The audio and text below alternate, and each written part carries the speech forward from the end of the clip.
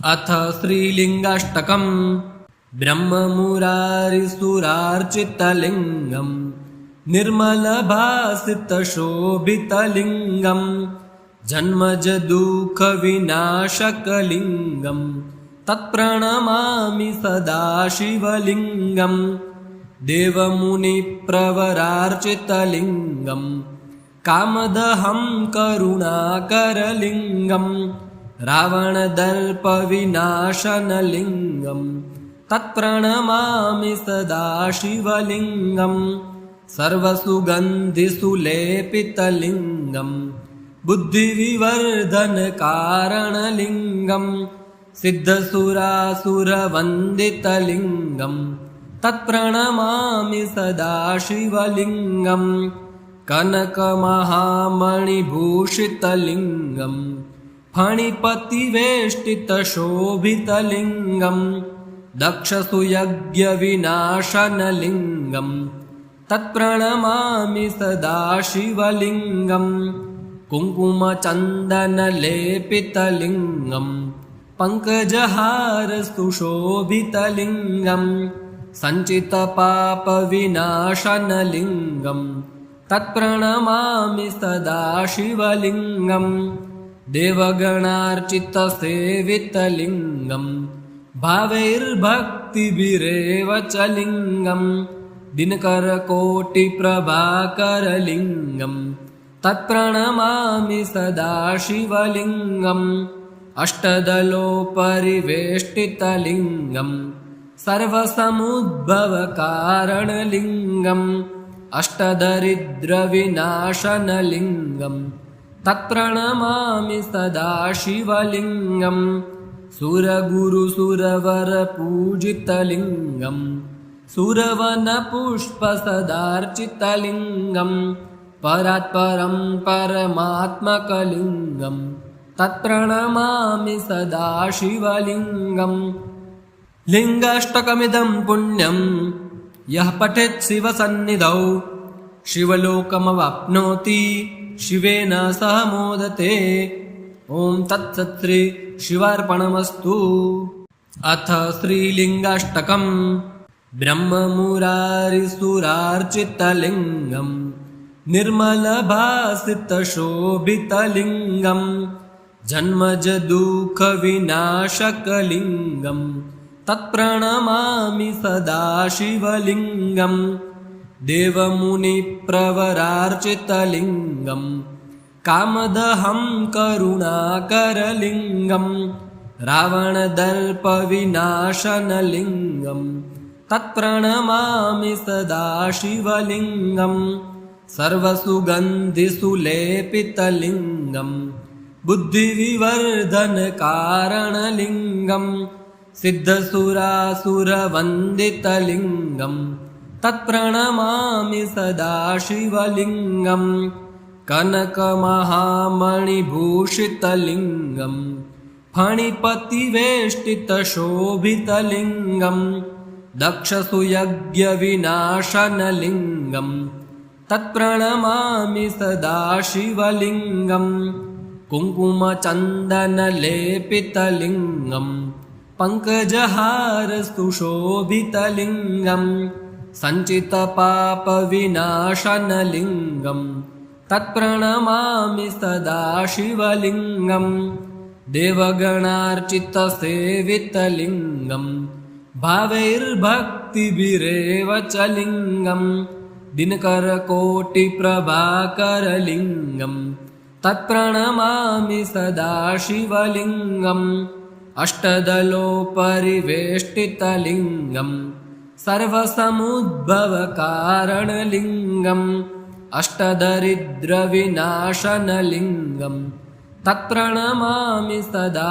शिवलिङ्गम् सुरगुरुसुरवरपूजितलिङ्गम् सुरवनपुष्पसदार्चितलिङ्गम् परात्परं परमात्मकलिङ्गम् तत्प्रणमामि सदा शिवलिङ्गम् लिङ्गाष्टकमिदं पुण्यम् यः पठेत् शिवसन्निधौ शिवलोकमवाप्नोति शिवेन सह मोदते।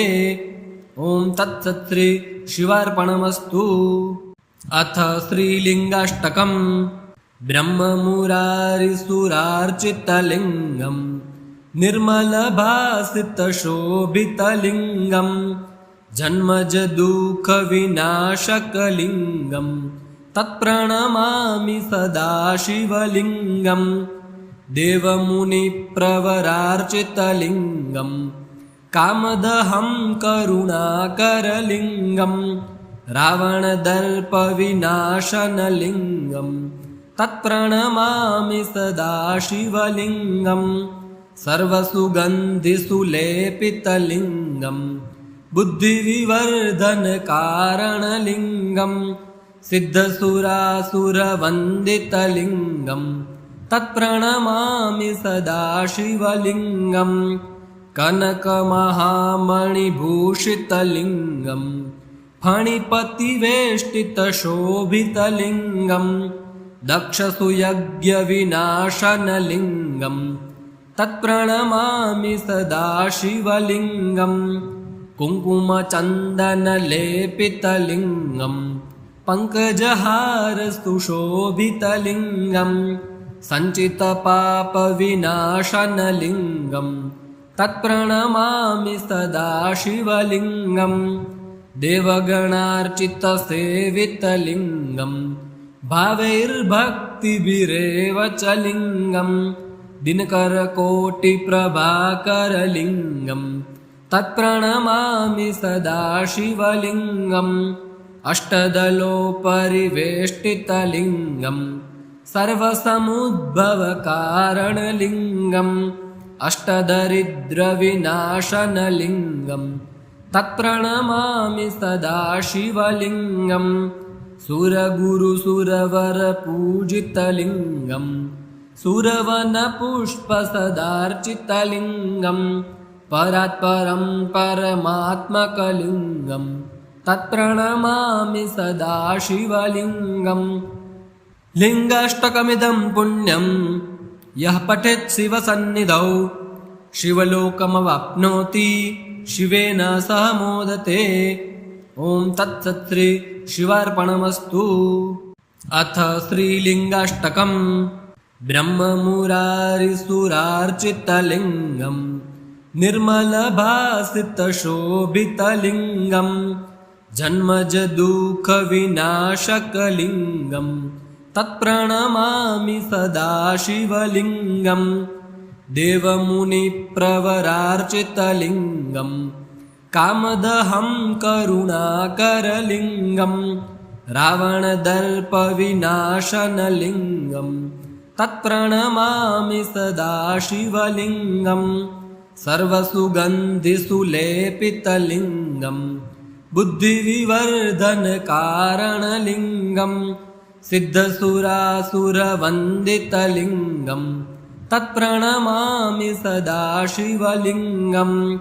कनकमहामणिभूषितलिङ्गम् फणिपतिवेष्टितशोभितलिङ्गम् दक्षसुयज्ञविनाशनलिङ्गम् तत्प्रणमामि सदा शिवलिङ्गम्।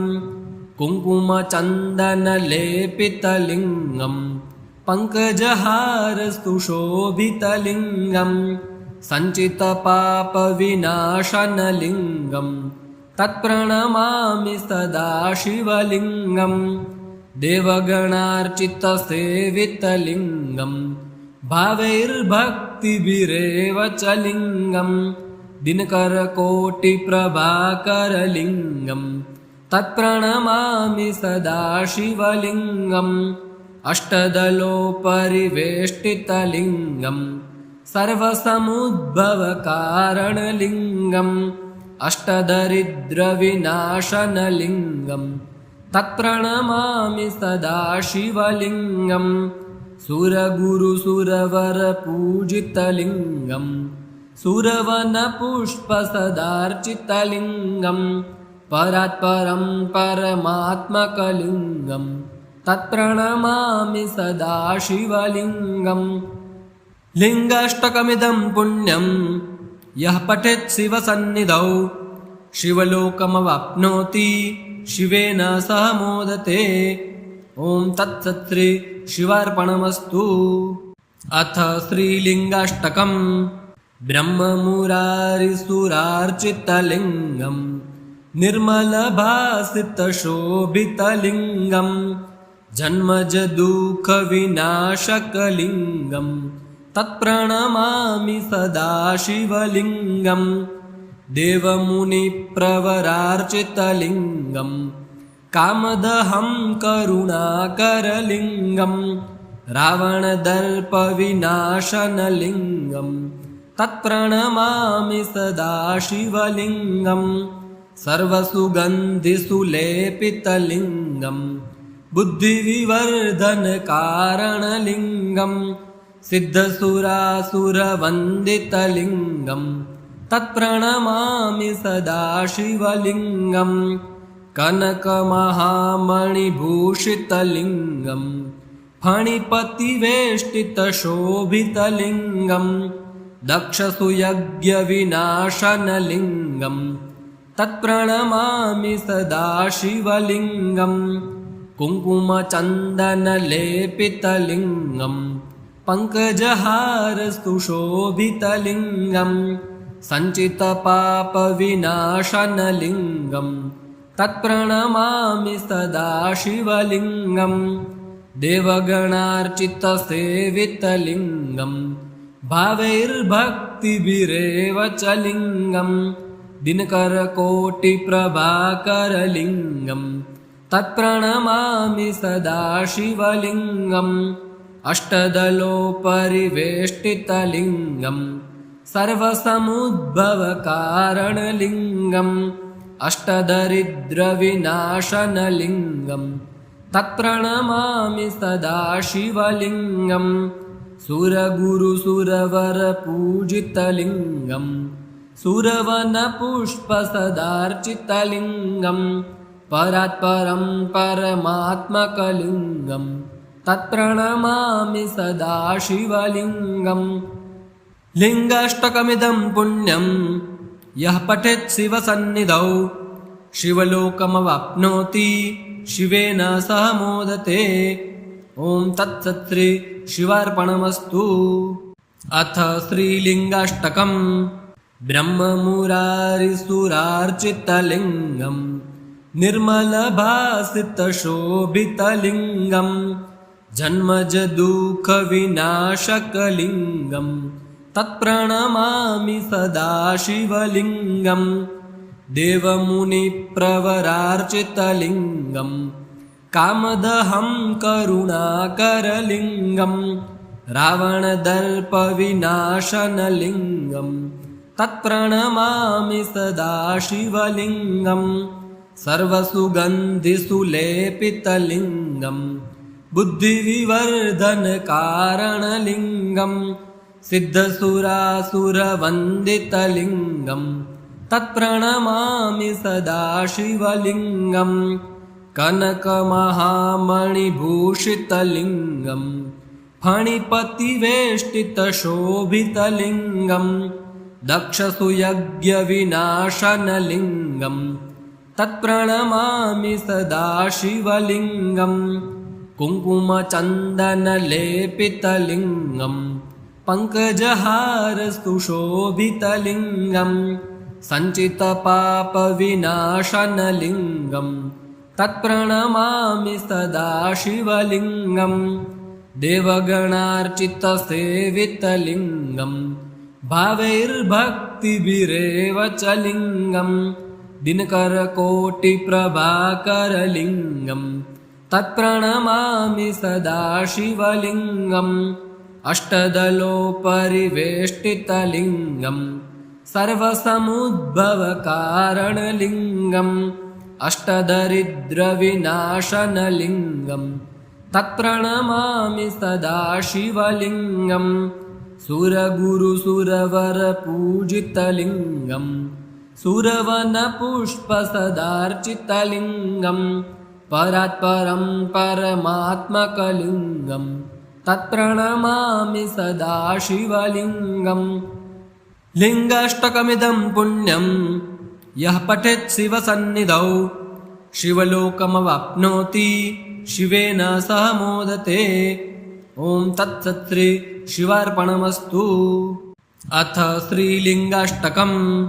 ब्रह्ममुरारिसुरार्चितलिङ्गम् निर्मलभासितशोभितलिङ्गम् जन्मजदुःखविनाशकलिङ्गम् तत्प्रणमामि सदा शिवलिङ्गम्। देवमुनिप्रवरार्चितलिङ्गम् कामदहं करुणाकरलिङ्गम् रावणदर्पविनाशनलिङ्गम् तत्प्रणमामि सदा शिवलिङ्गम्। सर्वसुगन्धिसुलेपितलिङ्गम् बुद्धिविवर्धनकारणलिङ्गम् सिद्धसुरासुरवन्दितलिङ्गम् तत्प्रणमामि सदा शिवलिङ्गम्। कनकमहामणिभूषितलिङ्गम् फणिपतिवेष्टितशोभितलिङ्गम् दक्षसुयज्ञविनाशनलिङ्गम् तत्प्रणमामि सदा शिवलिङ्गम्। कुङ्कुमचन्दनलेपितलिङ्गम् पङ्कजहारसुशोभितलिङ्गम् सञ्चितपापविनाशनलिङ्गम् तत्प्रणमामि सदा शिवलिङ्गम्।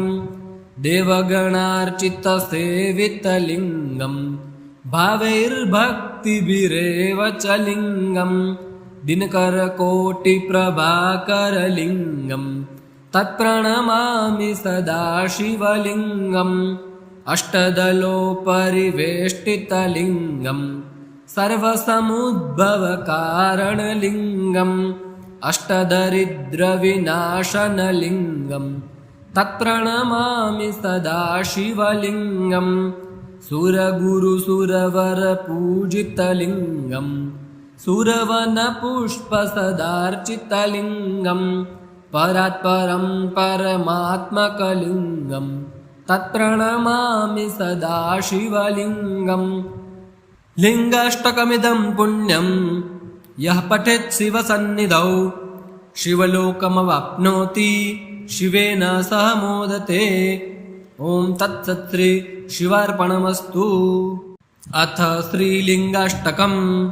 ब्रह्ममुरारिसुरार्चितलिङ्गम् निर्मलभासितशोभितलिङ्गम् जन्मजदुःखविनाशकलिङ्गम् तत्प्रणमामि सदा शिवलिङ्गम्।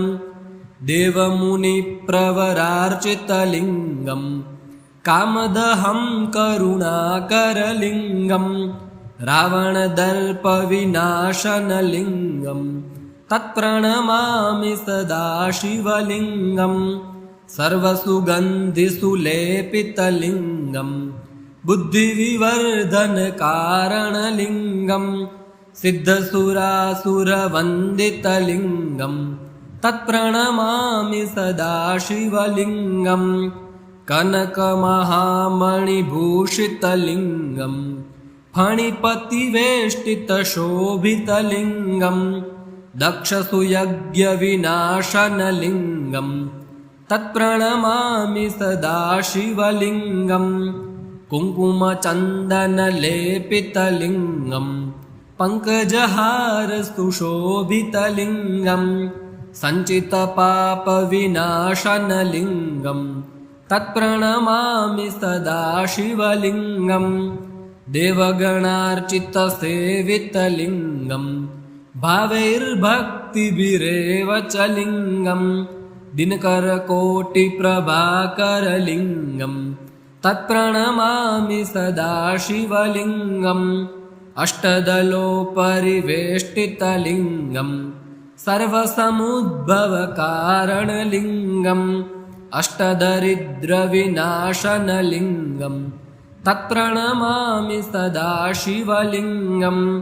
सुरगुरुसुरवरपूजितलिङ्गम् सुरवनपुष्पसदार्चितलिङ्गम् परात्परं परमात्मकलिङ्गम् तत्प्रणमामि सदा शिवलिङ्गम्।